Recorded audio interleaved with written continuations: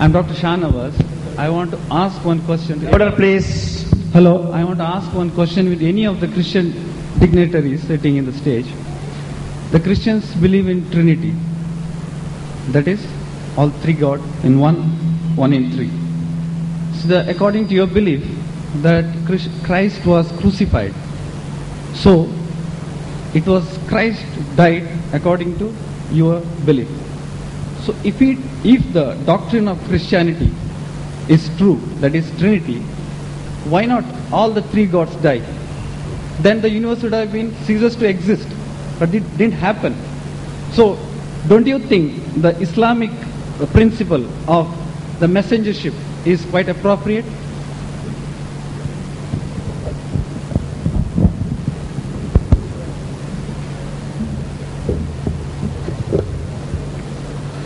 You have raised a very profound question.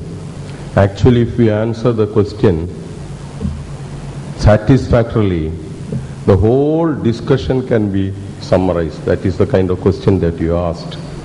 The speakers who went before have already spoken about Trinity. Trinity is not three gods. It is not three gods in one.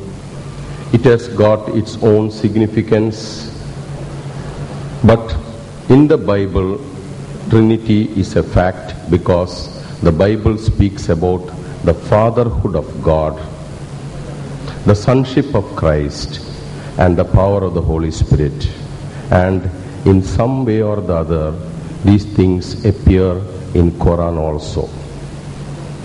Why did Jesus die? The entire Bible is about this question. Aristotle once said, divinity can forgive sin, but I do not know how. ഏത് വ്യവസ്ഥ പ്രകാരമാണ് പാപത്തിന്റെ പരിഹാരമെന്ന് എനിക്ക് മനസ്സിലാകുന്നില്ല എന്ന് Aristotle പറഞ്ഞു. പാപത്തിന്റെ ശമ്പളം മരണമെന്ന് വേദപുസ്തകം മാത്രമല്ല എല്ലാ വേദങ്ങളും പറയുമ്പോൾ, എല്ലാ വേദത്തിലും ഒരു യാഗം എന്നുള്ളൊരു പ്രിൻസിപ്പിൾ ഉള്ളിടത്തോളം ഒരു കാര്യം തീർച്ചയാണ്, പാപം ചെയ്ത ദേഹി മരിക്കുക തന്നെ വേണം.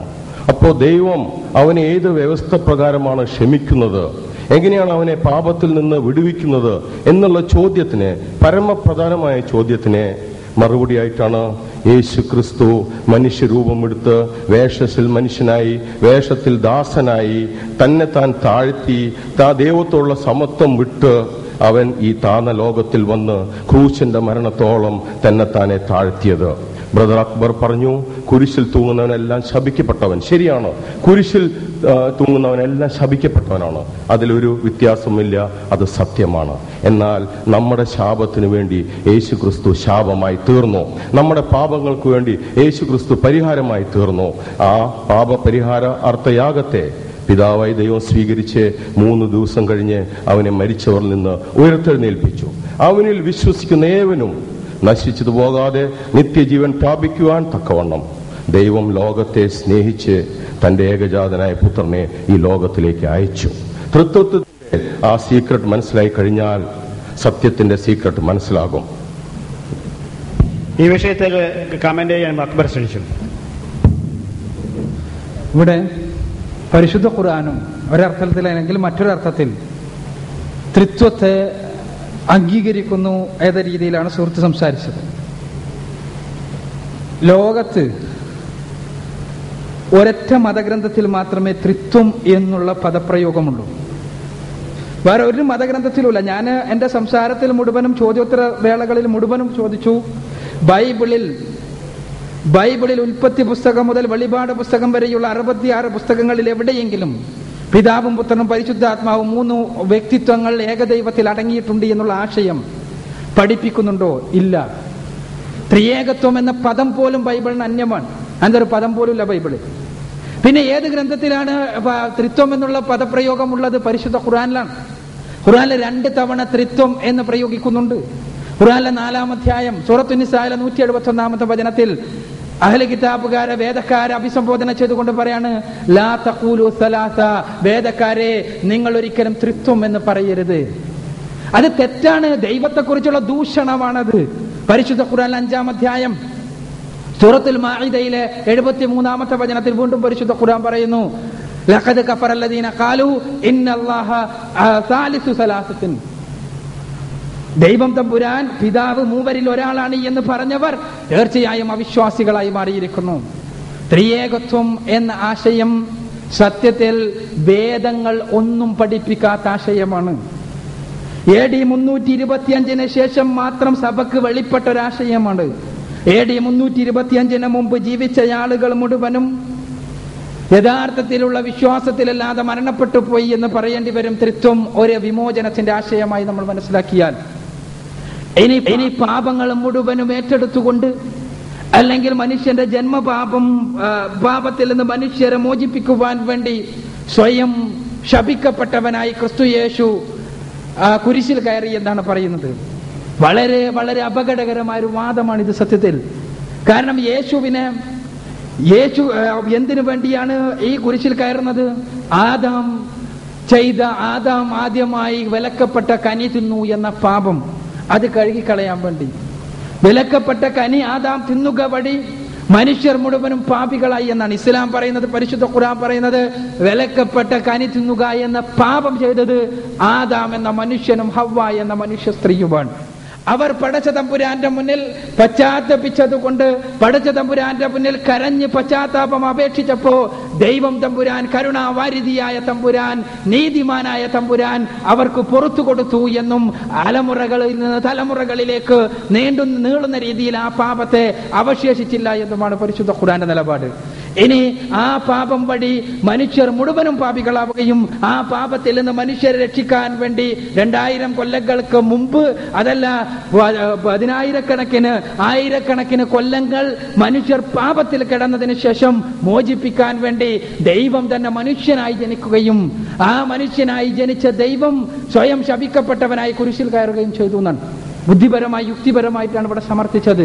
അതിന്റെ അടിസ്ഥാനത്തിൽ തന്നെ നമ്മൾ ചിന്തിച്ചാൽ എന്താണ്, ഈ ഒരു കനി തിന്ന പാപത്തിൽ നിന്ന് മനുഷ്യരെ രക്ഷിക്കാൻ വേണ്ടി ദൈവം ഇറങ്ങി വരുന്നു. ആ ദൈവത്തിനെ തന്നെ പിടിച്ച് ആരെ കൊണ്ട് ക്രൂശിപ്പിക്കുന്നു? യഹൂദന്മാരെ കൊണ്ട്, പിലാത്തോസിന്റെ പട്ടാളക്കാരെ കൊണ്ട്. ഈ പാപം, ദൈവത്തെ തന്നെ ക്രൂശിക്കുക എന്ന പാപം ചെയ്യിച്ച ആ പാപമുണ്ടല്ലോ, ഈ പിലാത്തോസിന്റെ പട്ടാളക്കാരുടെ പാപം, അത് കഴുകിക്കളയാൻ ഇനി എന്നാണ് ഒരു ദൈവാഗമനം ഉണ്ടാവുക എന്ന് കാത്തിരിക്കേണ്ട ഗതികേടാണ് ഇതിന്റെ ഫലമായി വന്നു ചേരുക. അല്ലേ? ഈ പാപത്തിന് വല്ല അറുതി ഉണ്ടാവോ? ഇല്ല. അങ്ങനെ പോയാൽ എന്താ, യേശു ക്രിസ്തുവിനല്ല യൂദാസാണ് വിമോചകൻ എന്ന് പറയേണ്ട അവസ്ഥ ഉണ്ടാവും. കാരണം എന്താ, യേശു ക്രിസ്തു പാപത്തിൽ നിന്ന് മനുഷ്യരെ രക്ഷിക്കുവാൻ വേണ്ടി ബലി കൊടുക്കാനായി ദൈവം നിശ്ചയിച്ച കുഞ്ഞാട്, ആ കുഞ്ഞാട് ഇതാ പിലാത്തോസിന്റെ പട്ടാളക്കാർ തന്നെ ആക്രമിക്കുവാൻ, തന്നെ പിടിച്ചുകൊണ്ടുപോകുവാൻ വേണ്ടി ഒരുങ്ങി നടക്കുന്നു എന്നറിഞ്ഞ അദ്ദേഹം വേഷപ്രച്ഛന്നനായി നാട്ടിൽ നിന്ന് മാറി താമസിച്ചു എന്നാണ് സുവിശേഷങ്ങൾ വ്യക്തമാക്കുന്നത്. മാത്രോ ഈ യേശു ക്രിസ്തു പൊട്ടിക്കരഞ്ഞ് പ്രാർത്ഥിക്കുക. ദൈവത്തെ കുറിച്ചുള്ള നമ്മുടെ സങ്കല്പം എന്താണ് സഹോദരങ്ങളെ? ഈ യേശു ക്രിസ്തു പൊട്ടിക്കരഞ്ഞ് പ്രാർത്ഥിക്കുകയാണ്. ഗെത്സമേന തോട്ടത്തിൽ ചെന്നിട്ട് നമുക്ക് കാണാൻ സാധിക്കും. മത്തായിയുടെ സുവിശേഷം 26-ാം അധ്യായത്തിന് 39-ാമത്തെ വചനത്തിൽ മുട്ടുകുത്തി, തല നിലത്തുകുത്തി, ഇസ്ലാമിക സാങ്കേതിക സംജ്ഞയിൽ പറഞ്ഞാൽ സുജൂദിൽ കിടന്നുകൊണ്ട് യേശു ക്രിസ്തു പ്രാർത്ഥിക്കുകയാണ്, പിതാവേ കഴിയുമെങ്കിൽ ഈ പാനപാത്രം എന്നിൽ നിന്ന് നീക്കിക്കളയണമേ, എങ്കിലും നിന്റെ ഇഷ്ടം എന്റെ ഇഷ്ടമല്ല, നിന്റെ ഇഷ്ടം നിറവേറട്ടെ എന്ന് യേശു ക്രിസ്തു പൊട്ടിക്കരഞ്ഞുകൊണ്ട് പ്രാർത്ഥിക്കുന്നു. യേശു തന്നെ നമുക്ക് പരിചയപ്പെടുത്തിയില്ലേ മത്തായിയുടെ സുവിശേഷത്തിലെ 6-7 അധ്യായങ്ങളിലൂടെ ദൈവത്തെ പരിചയപ്പെടുത്തിയത് എങ്ങനെയാണ്? മുട്ടുവിൻ തുറക്കപ്പെടും, ചോദിക്കുവിൻ നിങ്ങൾക്ക് ലഭിക്കും. നിങ്ങളുടെ ആരെങ്കിലും പിതാവ് നിങ്ങളുടെ മക്കൾക്ക് അപ്പം ചോദിച്ചാൽ കല്ല് കൊടുക്കുമോ? മീൻ ചോദിച്ചാൽ അതിന് പകരം മറ്റേതെങ്കിലും മാരകമായ വസ്തുക്കൾ നൽകുമോ? ഇല്ലെങ്കിൽ സ്വർഗസ്ഥനായ പിതാവ് നിങ്ങൾക്ക് തീർച്ചയായും നിങ്ങൾ ചോദിക്കുന്നതിനേക്കാൾ എത്രയോ അധികം നൽകും. യേശു പഠിപ്പിക്കുകയാണ്. ദൈവത്തിന്റെ വിനീതനായ ദാസൻ യേശു ക്രിസ്തു പൊട്ടിക്കരഞ്ഞുകൊണ്ട് ദൈവത്തോട് പ്രാർത്ഥിക്കുന്നു. എത്രത്തോളം എന്നറിയാമോ? ബൈബിളിൽ ലൂക്കോസിന്റെ സുവിശേഷം 22-ാം അധ്യായത്തിലെ 42-ാമത്തെ വചനത്തിൽ പറയുന്നത്, യേശുവിന്റെ സങ്കടം കൊണ്ട്, പ്രയാസം കൊണ്ട്, വേദന കൊണ്ട് അദ്ദേഹത്തിന്റെ ശരീരത്തിൽ നിന്ന് പുറത്തു വരുന്ന വിയർപ്പ് തുള്ളികളിലൂടെ രക്തം പുറത്തു വന്നു എന്നാണ്. അത്രക്ക് സങ്കടത്തോടെ പൊട്ടിക്കരഞ്ഞുകൊണ്ട് ദൈവത്തോട് ഈ പാനപാത്രം എന്നിൽ നിന്ന് നീക്കിക്കളയണമേ എന്ന് പ്രാർത്ഥിക്കുന്ന ക്രിസ്തു യേശു ഇസ്ലാം പറയുന്നത് ഈ പ്രാർത്ഥന ദൈവം തമ്പുരാൻ ശ്രവിച്ചു. കരുണാവാരിധിയായ സ്നേഹനിധിയായ ന്യായാധിപനായ പടച്ച തമ്പുരാൻ ഈ പ്രാർത്ഥന ശ്രവിച്ചു. അവന്റെ പരിശുദ്ധദാസനെ ഈ കുരിശിന്റെ ക്രൂരമായ മരണത്തിൽ നിന്ന്, ശപിക്കപ്പെട്ട മരണത്തിൽ നിന്ന് ദൈവം തമ്പുരാൻ സംരക്ഷിച്ചു. അങ്ങനെ ദൈവം തമ്പുരാൻ മനുഷ്യരോടുള്ള വാഗ്ദാനം പൂർത്തീകരിച്ചു. ഇതാ നിങ്ങൾ മുട്ടിയാൽ ഞാൻ തുറന്നു തരാമെന്നുള്ള വാഗ്ദാനം. അപ്പോ ഇങ്ങനെ യേശുക്രിസ്തു ഇങ്ങനെ നല്ല രക്ഷപ്പെടാൻ നടക്കുക, യൂദാസ് ഒറ്റുകൊടുക്കാൻ നടക്കുക, പിലാത്തോസിന്റെ പടയാളികൾ യേശുവിനെ പിടിച്ചു കൊണ്ടുപോകുക. ഇതേ നേരത്തെ പറഞ്ഞ അതേ യുക്തി വെച്ചുകൊണ്ട് ചിന്തിച്ചാൽ സത്യത്തിൽ എവിടെയാണ് എത്തിച്ചേരുക? പിലാത്തോസും യൂദാസുമെല്ലാമാണ് വിമോചകർ എന്ന് പറയേണ്ട അവസ്ഥയിലേക്ക് പുരാതനമായ ഹെററ്റിക്കുകളെ, ചില പാഷണ്ഡന്മാരെയെങ്കിലും എത്തിച്ചത് ഈ വിശ്വാസമാണ് എന്നുള്ള വസ്തുത നമ്മൾ മനസ്സിലാക്കണം. പിന്നെ ഇവിടെ വേദഗ്രന്ഥത്തിന്റെ വിശ്വാസ്യതയെക്കുറിച്ച് പറഞ്ഞു. നിങ്ങൾക്കറിയാമോ, ഇവിടെ അപ്പോക്രിഫകളെ കുറിച്ച് പറഞ്ഞു. കത്തോലിക്കർ ഉപയോഗിക്കുന്ന 7 പുസ്തകങ്ങൾ പ്രൊട്ടസ്റ്റന്റുകാർ ഉപയോഗിക്കുന്നില്ല. പക്ഷേ നമ്മൾ മനസ്സിലാക്കേണ്ട ഒരു കാര്യമുണ്ട്. യേശുവിനെ കുറിച്ച് സുവിശേഷങ്ങൾ 4 സുവിശേഷങ്ങളാണ് നമ്മുടെ കൈകളിലുള്ളത്. 20ഓളം സുവിശേഷങ്ങൾ ഉണ്ടായിരുന്നു. AD 325 നടന്ന നിക്കിയ സുനഹദോസിന് മുമ്പ് ഉണ്ടായിരുന്ന 20ഓളം സുവിശേഷങ്ങളിൽ നിന്ന് ഈ 4 സുവിശേഷങ്ങളെ മാത്രം സ്വീകരിക്കുകയും ബാക്കി 16 സുവിശേഷങ്ങളെ അഗ്നിക്കിരയാക്കുകയും ചെയ്തത് എന്തിന്റെ അടിസ്ഥാനത്തിലായിരുന്നു? യേശുവിന്റെ കുരിശുമരണം എന്ന തത്വം അംഗീകരിക്കുന്നില്ല എന്നതിന്റെ അടിസ്ഥാനത്തിൽ. ആ കുരിശുമരണം എന്ന തത്വം അംഗീകരിക്കുന്ന സുവിശേഷങ്ങളെ മാത്രം സ്വീകരിച്ച് ബാക്കി സുവിശേഷങ്ങൾ നഷ്ടപ്പെട്ടു. അപ്പൊ ഇത് നഷ്ടപ്പെടുത്താൻ, ഇത് കളയാനുള്ള മാനദണ്ഡം എന്തായിരുന്നു എന്ന് ചോദിച്ചാൽ അതിന് മറുപടിയില്ല. അതേപോലെ തന്നെ ആ സുവിശേഷങ്ങളിൽ തന്നെ ഈ ഇങ്ങനെ നഷ്ടപ്പെടുത്തപ്പെട്ട സുവിശേഷങ്ങൾ പിൽക്കാലഘട്ടത്തിലും പല സഭകളും ഉപയോഗിച്ചിരുന്നു എന്നുള്ള വസ്തുത നമ്മൾക്ക് നിഷേധിക്കാൻ സാധ്യമല്ല. ഇവിടെ അതേപോലെ തന്നെ കോഡക്സ് സിനൈറ്റിക്കസിനെ പറ്റി പറഞ്ഞു. സിനായിൽ നിന്ന് ലഭിച്ച കോഡക്സുകളെ കുറിച്ച്. ആ കോഡക്സുകളിൽ എന്താണ് അവസ്ഥ എന്ന് നോക്കിയാൽ നമുക്ക് കാണാൻ സാധിക്കുക, പുതിയ നിയമത്തിന്റെ ഭാഗമായി കാണപ്പെടുന്ന ചില പുസ്തകങ്ങളോടൊപ്പം നമുക്ക് ലഭിക്കുന്നത് ഇങ്ങനെ ഒഴിവാക്കപ്പെട്ട ചില പുസ്തകങ്ങളാണ് എന്നുള്ള വസ്തുത. നാഗ് ഹമ്മാദി പോലെയുള്ള ചില പുസ്തകങ്ങൾ, ഒഴിവാക്കപ്പെട്ട പുസ്തകങ്ങൾ. ഇതിൽ നമ്മൾ മനസ്സിലാക്കുന്നത് എന്താ? ഈ കാലത്ത് 4-ാം നൂറ്റാണ്ടിലെ പുസ്തകങ്ങളാണ് ഏതാണ് സിനൈറ്റിക്കസ് കോഡക്സിനെ കുറിച്ച് പറയുന്നത്. 4-ാം നൂറ്റാണ്ടിൽ പോലും ഇങ്ങനെ നശിപ്പിക്കപ്പെട്ട, ഇന്ന് കാനോനികമായി അംഗീകരിക്കപ്പെടാത്ത, ഇന്നത്തെ ബൈബിളിൽ ഇല്ലാത്ത പല പുസ്തകങ്ങളും വിശുദ്ധങ്ങളായി അംഗീകരിക്കപ്പെട്ടിരുന്നു, പാരായണം ചെയ്യപ്പെട്ടിരുന്നു എന്നുള്ള വസ്തുത. അപ്പോൾ ഞാൻ സൂചിപ്പിക്കുന്നത് ചുരുക്കത്തിൽ ദൈവം തമ്പുരാൻ നമ്മളോട് സംസാരിക്കുകയാണ് പരിശുദ്ധ ഖുർആനിലൂടെ. ആ പരിശുദ്ധ ഖുർആനിലൂടെ യേശു എന്ന മനുഷ്യപുത്രൻ, എത്രത്തോളം നിങ്ങൾ ചിന്തിച്ചു നോക്കുക, യേശു കുരിശിൽ കിടന്നിട്ടില്ല എന്നാണ് മുസ്ലിങ്ങൾ ആത്മാർത്ഥമായി വിശ്വസിക്കുന്നത്. കാരണം എന്താണ്? മുസ്ലിങ്ങളുടെ പരിശുദ്ധ ഖുർആൻ അത് നിഷേധിക്കുന്നു. ഒന്നാമതായി. രണ്ടാമതായി, മുസ്ലിങ്ങളുടെ സങ്കല്പത്തിലുള്ള ക്രിസ്തു മത്തായിയുടെ സുവിശേഷത്തിലുള്ള കുരിശിൽ കിടക്കുന്ന ക്രിസ്തുവല്ല. കുരിശിൽ കിടന്നുകൊണ്ട് ക്രിസ്തു പറയുന്നത്, മത്തായിയുടെ സുവിശേഷത്തിൽ പറയുന്നത്, ഏലി ഏലി ലമ്മാ സബക്താനി, ദൈവമേ ദൈവമേ എന്നെ കൈവിട്ടതെന്താണ് എന്ന് പറയുന്ന കരയുന്ന ക്രിസ്തുവിനെയാണ്. ഒരിക്കലും വിശ്വാസത്തിന്റെ ധ്വജവാഹകനായ ക്രിസ്തു ഒരിക്കലും അങ്ങനെ പറയില്ല. ദൈവത്തെ നിഷേധിക്കുന്ന വചനമാണത്.